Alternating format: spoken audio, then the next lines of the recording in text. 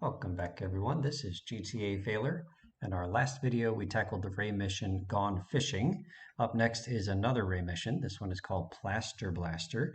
This is going to be the last available Ray mission for a while. He will have one more mission to give us, but we have to do several Donald Love missions before the last Ray mission of the entire game opens up. So the premise of this mission is that Leon McCaffrey is back. If you recall, in the mission Silence the Snake, which was, I think it was the first Ray mission, we threw a grenade into an open window, and then Ray got spooked, and he came out, and his LCPD friends were shooting at us, and eventually we killed Leon McCaffrey and passed the mission. But it turns out we didn't actually kill him. He's still alive, although we think he's dead now, and we have to hide the evidence of his corpse. And so we are going to destroy a corpse, standard GTA stuff. So passing this mission awards 10,000 bucks. It doesn't unlock any missions by itself, but it's one of two missions required to unlock the final Ray mission, which is called Payday for Ray.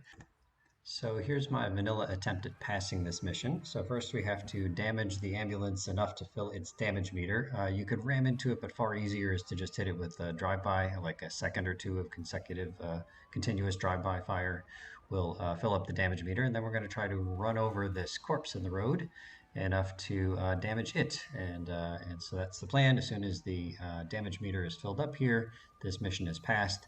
When you alert the ambulance to your presence, not necessarily by ramming it or doing a drive-by, but just by getting close enough so that it recognizes you are a threat, then you get an automatic 2-star wanted level or 3-star wanted level. I feel like it's mostly 3-star, but I think sometimes I've gotten a 2-star wanted level.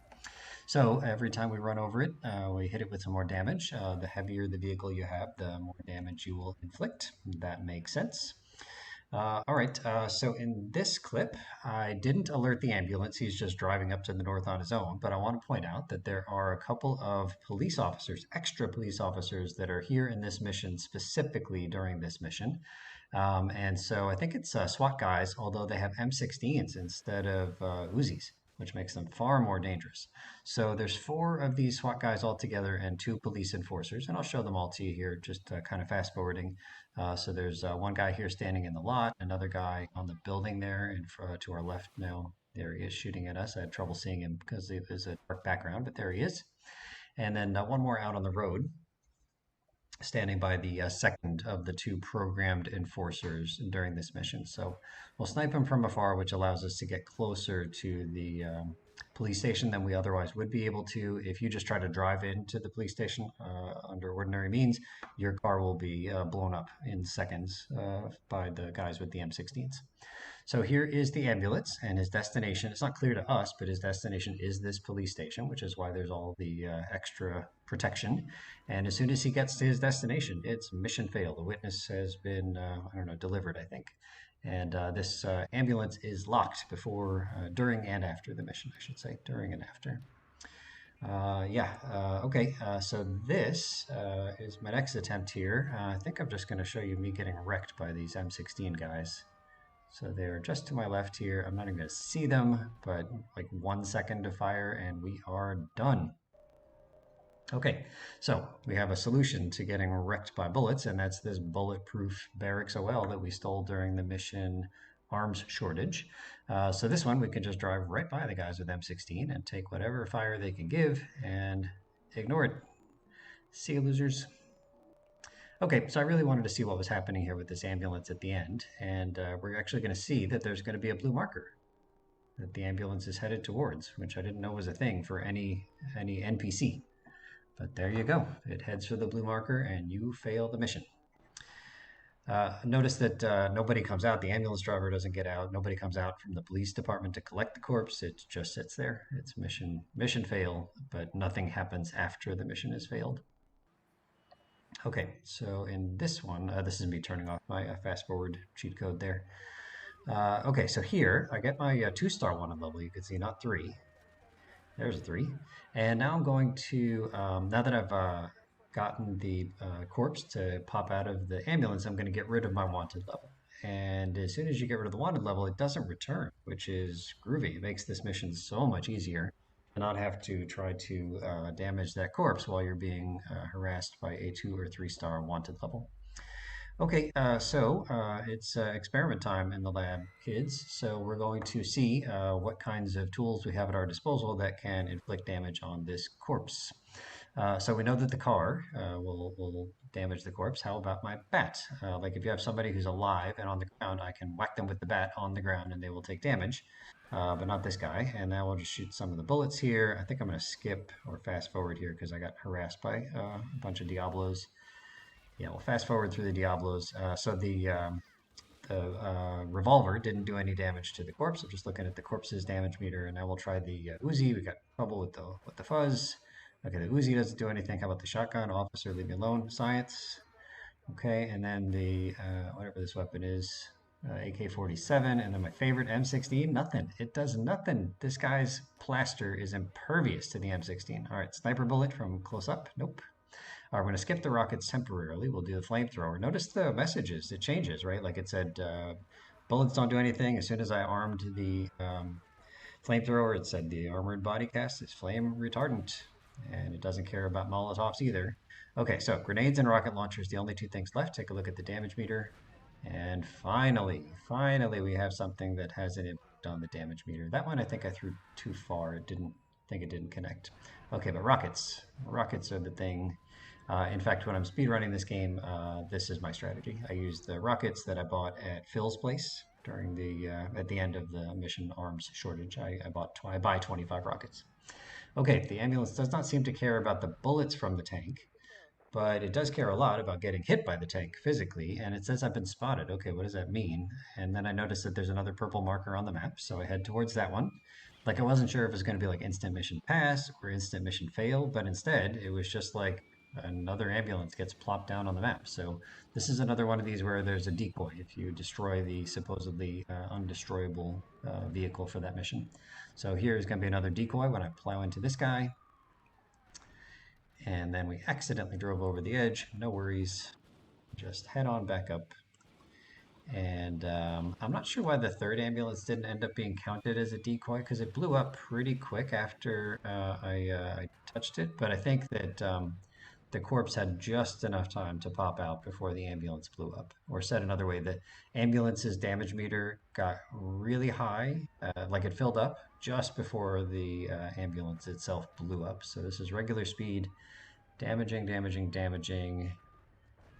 And yeah, it was, I think, just a split second of the ambulance was totally 100% damage meter full, but not yet exploded. And that gave the corpse enough time to get out.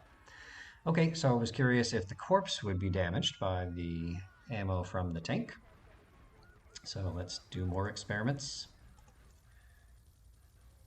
And just trying to get in position, getting harassed by 5 stars of wanted level. I got the Arties, I got the Colombians. All right, so I look at the damage meter and I think it is slowly going up. Yes, it is indeed going up. Unfortunately, I can't get any direct hits because I'm shooting too high, because I can't aim the turret of the tank down.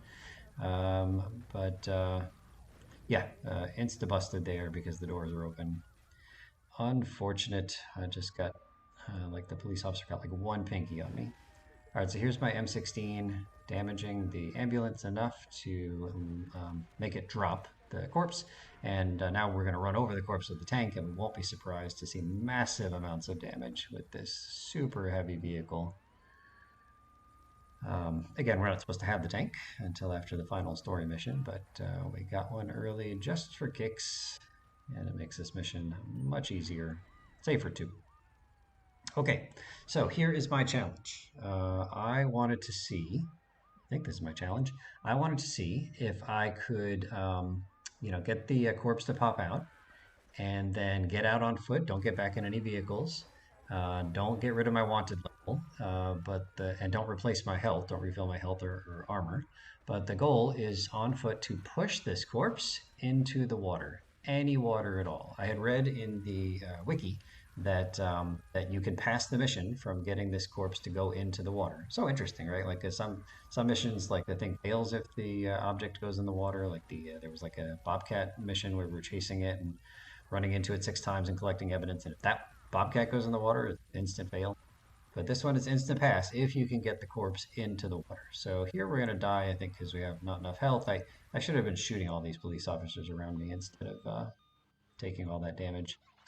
Okay, next attempt over here in the like on the far eastern road. There's a little section of water just east of this highway, and so we're just pushing, pushing, pushing. Again, playing more Rocket League, this time with a bandaged corpse. And again, hard to control. I had some trouble with the head. Like the head was always like lower than the feet. Sometimes the body would get stuck, especially the head. And also I had trouble getting the corpse up onto. Oh man, you just got run over by that car. Getting the corpse up onto like a sidewalk. It doesn't seem like much of a lip, but it was a lot for this corpse to handle. All right, so regular speed. There's the water. Just showing you what I'm aiming for. It's not all water, but you can see here that the corpse is now partially in the ground. And this is game over. I cannot accomplish my goal anymore. This thing will not move. Even if I hit it with rockets, it won't move. It won't get dislodged by grenades. I can run over it with a car, it won't move. Okay, so here I am trying a different water. Here we're going for the water to the north. Look out. Ouchies. Yeah, so two different waters. Here's the water to the north again. Ouchies. And just pushing. So I think at this point I decided I needed to start shooting these guys because I was just tanking too much damage here. Down to 11. This is not great. Not great. So M16s for everyone. And even the helicopter, the police helicopter needs to go. Oh, guess it was too close to me. And there, the final shot is me getting run over by an FBI car. My corpse getting run over by an FBI car. Make a note of that image. Okay, here we were really close, but look, he's there, he's right there, and I'm the one that fell off. So fortunately, there's a little bit of land down here, so I didn't fall in the water, but he's right there. It was so close. All right, so now we're gonna fast forward because it took a long time to try to get him just the last, I don't know, 6 inches, 10 inches. It's not much, but I'm just kind of dancing around. I'm worried about my health. I've got 4 wanted stars. And this guy's head just will not pop up. His legs are way high, but his head is super low. And I really had a devil of a time. It doesn't seem like it should be that difficult to just give him one little push. Maybe it'd be easier with a car, I'm not sure. But again, I'm nervous about walking myself into the water because that's death. So, yeah, so easier said than done. All right, look, so did you see him? Did you see him morph under the ground there? So that's game over for this attempt. I think he's going to keep morphing under the ground. We'll watch, and it'll just be a hand in just a moment. He's slowly, it's like quicksand, this concrete over here. Oh, there he went. Did you see it? Just a hand. All right, so then I know, oh, he's still moving around under there. It's like jello.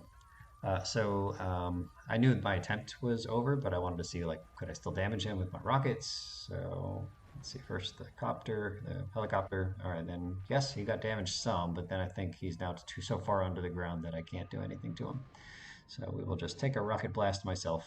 Kaboom. And again, FBI tire tracks right on my corpse. This is just so messed up.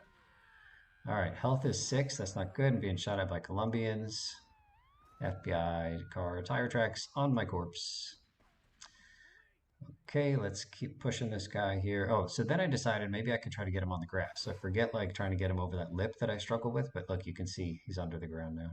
Even a little bit under the ground, it's all over. He is just stuck forever. Stuck forever. So the only question is, will I end up with tire tracks on my corpse from an FBI car? That seems to be their favorite technique. All right, health is 21. That's solid. All right, so this is I think I missed a clip. Oh, look out! I think that is an FBI car. All right, we're not dead yet. I evaded that FBI car. He's coming back for more. Kaboom! Does that count as FBI tire tracks on my? Oh, there's one. Yep. They've got their main move. Okay, so the fact that we're watching this from the beginning means this is our final attempt at it. That's pretty cool. I decided to try for the North Water because there's no Colombians or Yardies harassing me up there, and I think there's fewer curbs and lips on sidewalks to clear, so that's the plan. We're going north. And while we do our final attempt, we'll read some stuff from the wiki. So first off, we will check out some of the trivia from Plaster Blaster, this mission. The LCPD dispatcher makes a specific announcement during this mission after locating the ambulance. Quote, call out to all units, he's taken the bait. Shoot to kill. Repeat, shoot to kill. So you won't be able to hear that in my recording, but as soon as we get the 2 stars from getting close to the ambulance, That's when we hear that message. Blowing up the targeted ambulance before reaching it by any means will cause the pop-up message displayed on the screen to tell the player that it was a decoy. We saw that during this mission. 4 SWAT officers and 2 enforcers will spawn at the LCPD headquarters in Torrington. We saw that. The SWAT officers carry M16s instead of usual Uzis seen during a 4-star wanted level. That was painful.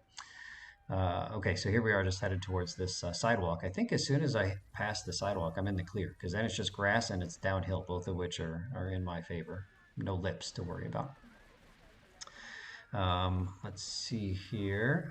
The mission name, Plaster Blaster, is reminiscent of the final chapter of missions in the original Grand Theft Auto, Rasta Blasta.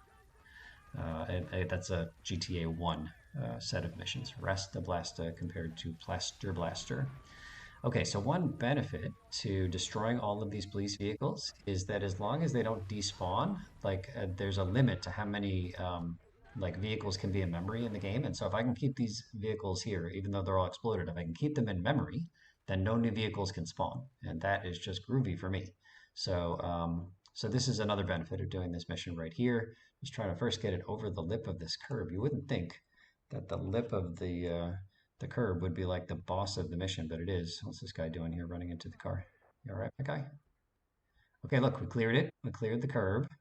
Smooth sailing here. All right, now this police car is in the way. Who parked this here?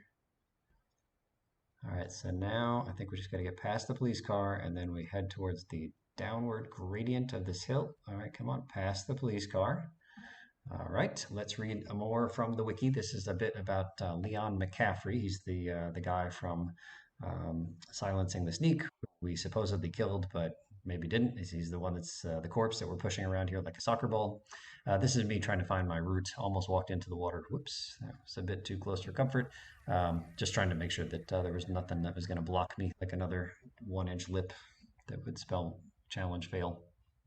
Okay, so Leon McCaffrey is the guy we're pushing into the water. Notice that I've despawned all of the police cars. That's unfortunate because now new ones will spawn. It's also important to me to get rid of these helicopters, but not too close to me because they can take a lot of my health and they're pretty accurate when they start shooting at me. Yeah, and we'll see some FBI cars after me, so we'll try to get rid of them too before I get back to pushing my buddy Leon. Okay, so Leon appears in 2 missions in GTA 3. First, Silence the Sneak, where we were supposed to have killed him but didn't. And then this mission here, Plaster Blaster, where he was already dead, but we have to get rid of the evidence. And then in Liberty City Stories, he's a more major character. In fact, he's a boss. So he gives, what do you have here? 5 missions as a boss in Liberty City Stories, and he appears in 2 post-mission phone calls. So 7 appearances in Liberty City Stories. Okay, and then more from the wiki, the trivia here about Leon. I'm just going to fast forward through some of this pushing. It took longer than expected.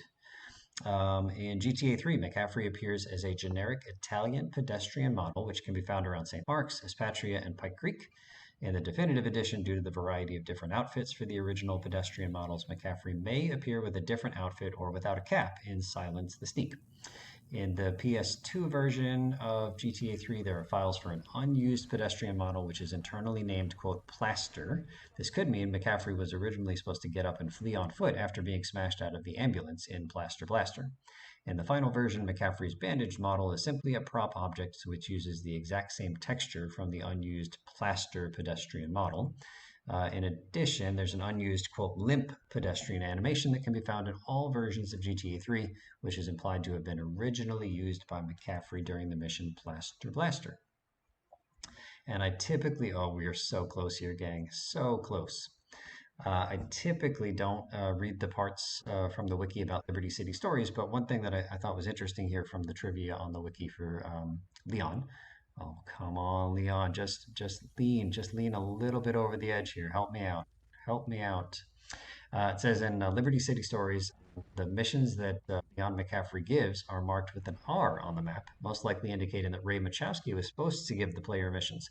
However, unused radar blips in the file show that McCaffrey's missions were supposed to be marked with an MC on the map, MC for McCaffrey, but instead his missions are R for Ray. So I thought that was kind of neat. So here we are dancing around the corpse of Leon McCaffrey. He is just inches away. Well, now he's feet away. Again, quite challenging. It's harder than it looks to push a corpse around. Again, I sound like a lunatic as I make these commentary videos. All right, we are really close. I like that his head is going first because I think that's the harder side to get going. Like if I could get his head off the ledge and then push the legs, I think that would be awesome. We just got to get him to lean just a little bit. Come on, buddy. Lean to the left. I think he's facing downwards. It's hard to know he's a corpse. Lean to the left. Come on now.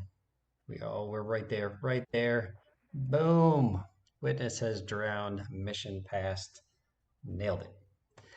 All right, so here he is, floating in the water. This is like the iceberg principle, but reversed. It's like only his head and shoulders are in the water, and the rest of his body, which is the vast majority of the weight, is sticking out. At least that's how I view this. I think I just saw his head there. I don't understand how he's floating the way that he is, but I lost sight of him, and now he's gone. So I think he was only there until I looked away.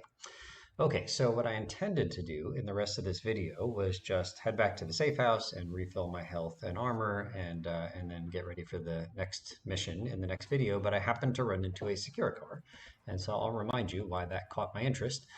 So if you recall, way back in this video series, we did a mission called Van Heist for Joey. And in that mission, here, this is going to be disaster. Oh, oh, cinematic view, no less. Terrible. Um, in that mission, we got after we passed next, we got a mysterious text message from somebody unknown, and he said, "Got any more secure cars? If so, I'll pay you big bucks for them." And so we optionally can deliver up to 10 secure cars to an unnumbered garage over in Portland Docks, and you get cash every time you do that. So I have already in this video series brought two of those secure cars over. One of them I got kind of cheaply by just spawning it in the import-export garage, and then the other one I got in the wild. And now here is going to be an attempt at number 3 secure car. Again, I was just headed back to my garage, my safe house, to refill health and armor, but I saw another secure car, so we said we're going to try it again. This time we're using the bridge instead of the tunnel. Tunnel spells pain. Okay, so if you remember, the first secure car that we drop off in that unnumbered garage gave us $5,000. That was the reward. The second one gave us $4,500, which is sort of weird. I thought like more generally gives you like higher rewards, but in this case it's a decreasing set of rewards.